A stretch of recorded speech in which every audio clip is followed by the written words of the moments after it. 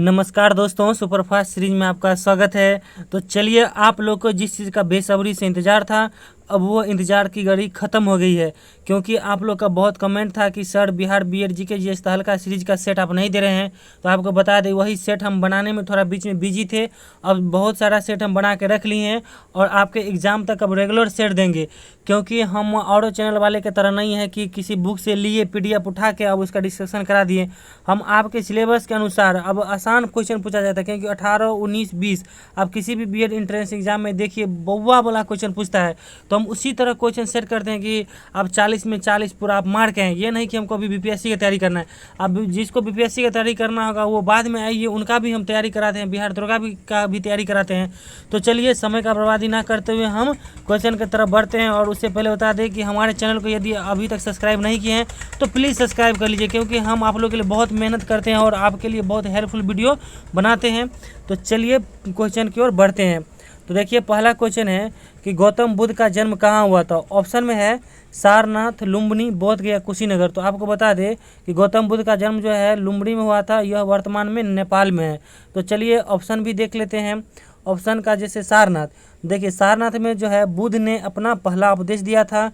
बोध गया में जो है बुद्ध को निरंजना नदी, जिसे फल्गु नदी भी कहते हैं, वहीं पर बोधि वृक्ष के नीचे उनको पूर्णिमा की रात को ज्ञान की प्राप्ति हुई थी। अब कुशीनगर देखिए, कुशीनगर में जो है महात्मा बुद्ध की मृत्यु हुई थी और उनके जन्म का चिन्ह कमल एवं सार हैं। और वो जो गृह त्याग किए थे उसे महाविनिष्कर्मण कहते हैं। और उनके उपदेश को धर्मचक्र परिवर्तन कहते हैं और उनके मृत्यु को महापरिनिर्वाण कहते हैं। तो चलिए, आप लोग ये भी सोचते हुए कि बौद्ध धर्म से 1-2 क्वेश्चन छूट गया।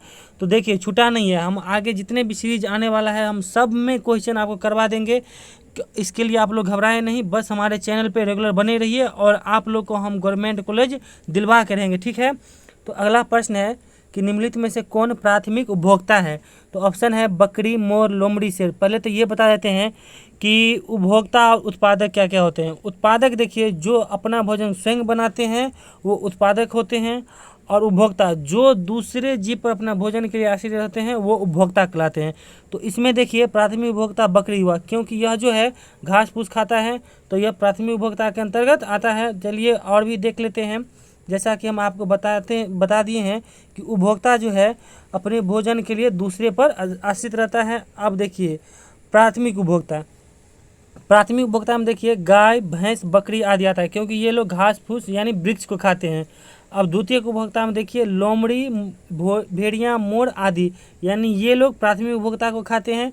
और तृतीयक उपभोक्ता में देखिए बाघ, शेर, चीता आदि, यानी ये लोग प्राथमिक और द्वितीयक दोनों उपभोक्ता खाते हैं। और हम जो मानव हैं, हम लोग राक्षस प्रवृत्ति का है। आप देखिए कि हम लोग जो हैं दोनों यानी प्राथमिक और द्वितीयक दोनों उपभोक्ता है। क्योंकि हम लोग हरा साग सब्जी भी खाते हैं, यानी डायरेक्ट जो पेड़ पौधा से बना था उसका भी सेवन करते हैं और मांस का भी सेवन करते हैं, इसलिए हम लोग दोनों उपभोक्ता हैं। अब चलिए अगला प्रश्न देखते हैं।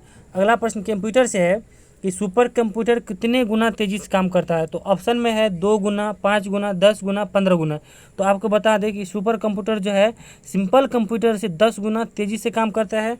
और कंप्यूटर से और भी कुछ देख लेते हैं। देखिए चार्ल्स बेबेज को जो है कंप्यूटर का पितामह कहा जाता है। और विश्व में सबसे ज़्यादा कंप्यूटर अमेरिका में है। और भारत में निर्मित प्रथम कंप्यूटर सिद्धार्थ है। और भारत की सिलिकॉन घाटी बेंगलुरु को कहा जाता है। और भारत का प्रथम सुपर कंप्यूटर परम सिद्धि है। और सबसे तेज़ कंप्यूटर जापान के पास है, ठीक है। तो कंप्यूटर से ये प्रश्न है, और भी जो कंप्यूटर से प्रश्न छूटा है वो हम अगले सीरीज में सब करवा देंगे, ठीक है। बस आप लोग रेगुलर बने रहिए। अगला प्रश्न है कि निम्न में कौन बिहार राज्य की लोक कला है। तो देखिए ऑप्शन में है गोदना, रंगोली, मेहंदी, साथिया। तो आपको बता दें कि बिहार राज्य की लोक कला गोदना है। और बिहार के और कौन कौन है गोदना के अलावा, जैसे गोदना है, अहपन है, बिहार की है। और ऑप्शन भी देख लेते हैं। देखिए रंगोली जो है महाराष्ट्र की लोक कला है, मेहंदी जो है राजस्थान की लोक कला है, साथिया जो है गुजरात की लोक कला है। अब अगला प्रश्न देखते हैं कि मैकमोहन रेखा किन 2 देशों के बीच की रेखा है। तो देखिए मैकमोहन रेखा जो है ऑप्शन में दिया हुआ है भारत नेपाल, भारत चीन, भारत पाकिस्तान और कोई नहीं। तो आपको बता दें मैकमोहन रेखा जो है भारत और चीन के बीच सीमा रेखा है।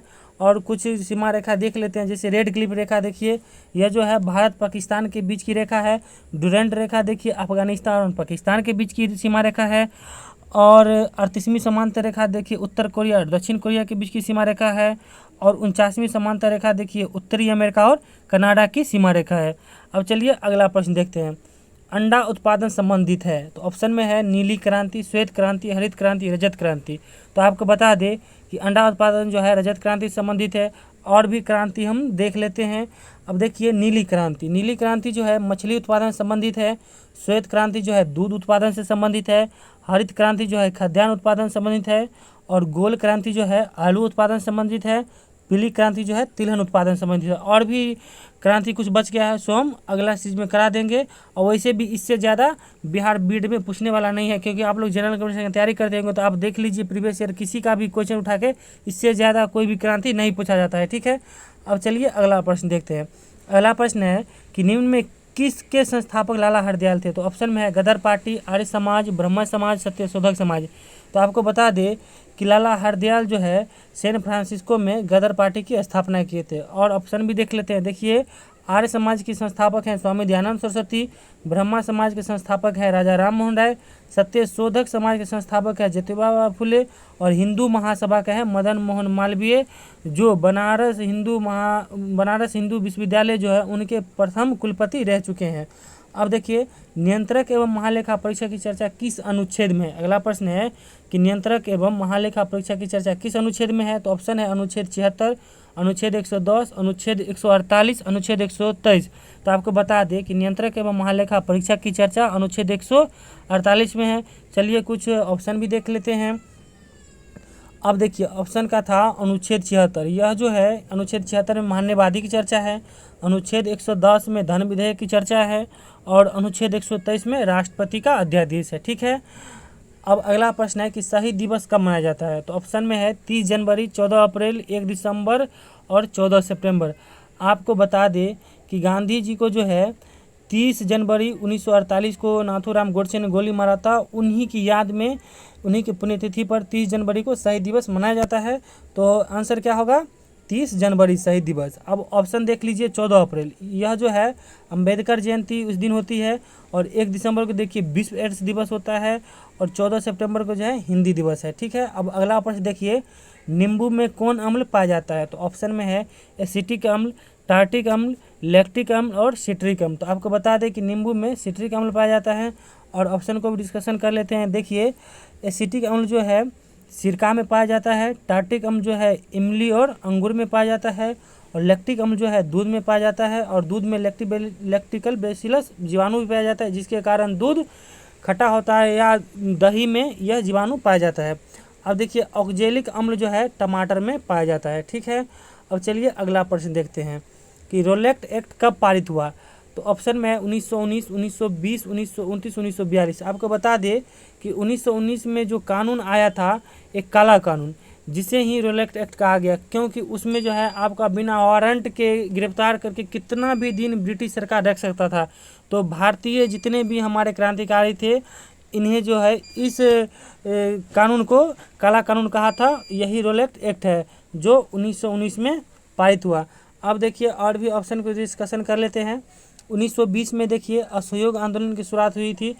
इनके जो संस्थापक सब थे, जैसे बाल गंगाधर तिलक जी, उनका मृत्यु उनके शुरुआती दिन में ही 1 अगस्त 1920 को ही उनकी मृत्यु हो गई, और वह नहीं देख पाए असहयोग आंदोलन। ठीक है, अब देखिए 1929 कांग्रेस का लाहौर अधिवेशन हुआ था।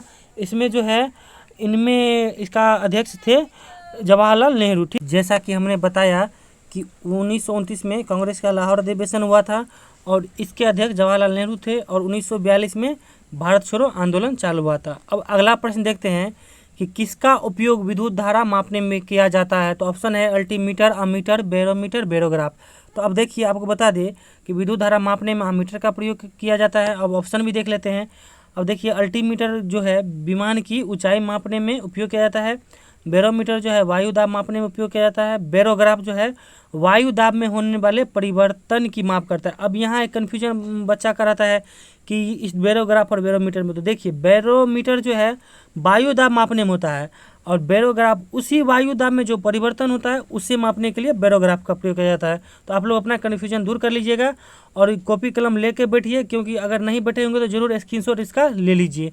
अब चलिए अगला प्रश्न देखते हैं कि सुंदरबन राष्ट्रीय उद्यान किस राज्य में है? तो आपको बता दें सुंदरबन राष्ट्रीय उद्यान ऑप्शन देख लीजिए, पश्चिम बंगाल, गोवा, राजस्थान, कोई नहीं। तो देखिए सुंदरबन राष्ट्रीय उद्यान जो है पश्चिम बंगाल में है और यह भारत का सबसे बड़ा रामसर साइट है, यानी सबसे दलदली जमीन यही है। अब ऑप्शन भी देख लेते हैं। देखिए गोवा में जो है भगवान महावीर राष्ट्रीय उद्यान है और राजस्थान में 2 है, घाना राष्ट्रीय उद्यान और रणथंभौर राष्ट्रीय उद्यान। अब अगला प्रश्न है कि बिहार के राजकीय वृक्ष कौन है? तो ऑप्शन में है पीपल, जामुन, कटहल, आम। तो अब देखिए बिहार के राजकीय वृक्ष कौन है? पीपल है। अब और भी बिहार से कुछ संबंधित प्रश्न देख लेते हैं। जैसे बिहार का राजकीय पशु है बैल, बिहार का राजकीय पक्षी है गोरैया, बिहार का राजकीय पुष्प है गेंदा, बिहार का राजकीय चिन्ह है बोधि वृक्ष और बिहार का राजकीय मछली है मांगूर। ठीक है, तो ये है। और भी बिहार से संबंधित हम स्पेशल एक वीडियो बिहार बीएड के लिए डालेंगे, ठीक है, तो उससे भी आप लोग जरूर देखिएगा। अब चलिए अगला प्रश्न है कि मौर्य वंश के संस्थापक कौन है? तो ऑप्शन में है श्रीगुप्त, सिमुक्त, चंद्रगुप्त मौर्य, बिंबिसार। तो आपको बता दें कि मौर्य वंश के संस्थापक चंद्रगुप्त मौर्य हैं। और ऑप्शन डिस्कशन कर लेते हैं। देखिए श्रीगुप्त जो है गुप्त वंश के संस्थापक हैं, सिमुक्त जो है सातवाहन वंश के संस्थापक है। आपको बता दें कि सातवाहन वंश के शासक ने ही पहली बार शीशे का सिक्का चलाया था।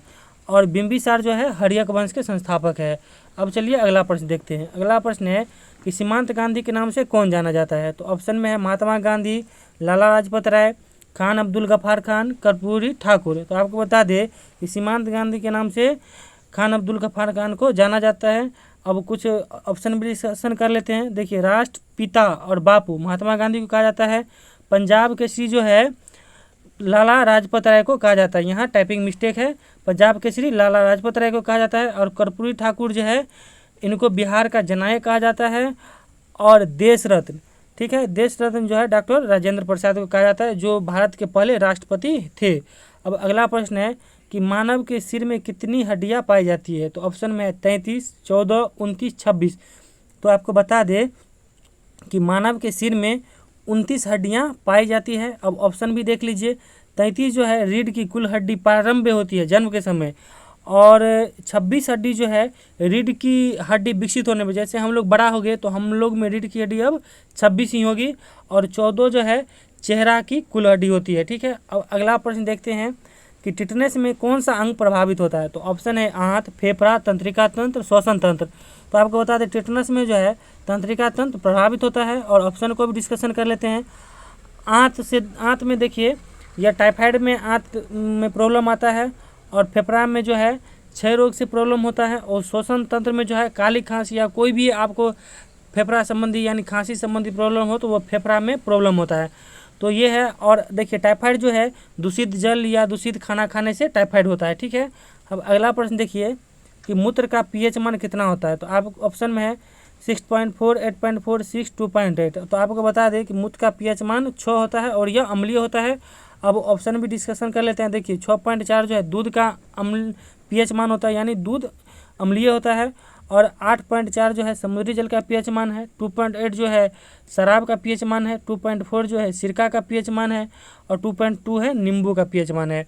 तो आपको पता ही होगा कि पीएच स्केल जो है 1 से लेके 14 तक स्केल पे का मापन रहता है, जिसमें 7 पे पूरा उदासीन रहता है, यानी पानी, कौन पानी? D2O डिस्टिल वाटर जो होता है उसका पीएच मान 7 होता है, यानी वो पूरा उदासीन होता है। ठीक है, अब देखिए यहाँ से 1 से लेकर 6 तक अम्लीय और 7 से 14 तक क्षारीय होता है। ठीक है, आप 7 से इधर जितना 1 तक बढ़िएगा प्रबल अम्ल मिलेगा, और 7 से इधर जितना बढ़िएगा उधर प्रबल क्षार आपको देखने को मिलेगा। अब चलिए अगला प्रश्न देखते हैं कि विश्व बैंक का मुख्यालय कहाँ है? ऑप्शन है पेरिस, वाशिंगटन डीसी, जिनेवा और कोइन है। तो आपको बता दें कि विश्व बैंक का मुख्यालय वाशिंगटन डीसी अमेरिका में है। और ऑप्शन भी देख लेते हैं। देखिए पेरिस में जो है यूनेस्को का मुख्यालय है, और जिनेवा में विश्व स्वास्थ्य संगठन का मुख्यालय है। तो चलिए आज तक इतना ही। और आप लोग अभी तक हमारे चैनल को सब्सक्राइब नहीं किए हैं तो प्लीज़ सब्सक्राइब कर लीजिए, क्योंकि ऐसा ही सेट आगे भी हम रोज़ डालने वाले हैं। और इस पे बिहार बीएड का जितना भी है प्रीवियस ईयर का भी, स्पेशली जैसे 2018 का जीके जीएस वो स्पेशल आएंगे, 2019 का जीके जीएस वो स्पेशल आएंगे, 2020 का जीके जीएस वो स्पेशल आएंगे। हर चीज़ का, जैसे मैथ हो या पेडागोगी है यानी बाल विकास है या रीजनिंग है, सब का हम स्पेशल वीडियो देंगे। इंग्लिश का भी स्पेशल वीडियो देंगे। इसीलिए प्लीज़ वीडियो को सब्सक्राइब कर लीजिए और आपके कमेंट का हमें इंतजार रहेगा, क्योंकि हम इतना मेहनत करते हैं। आपको कैसा यह वीडियो लगा हमें ज़रूर कमेंट कीजिएगा। Thank you, all the best.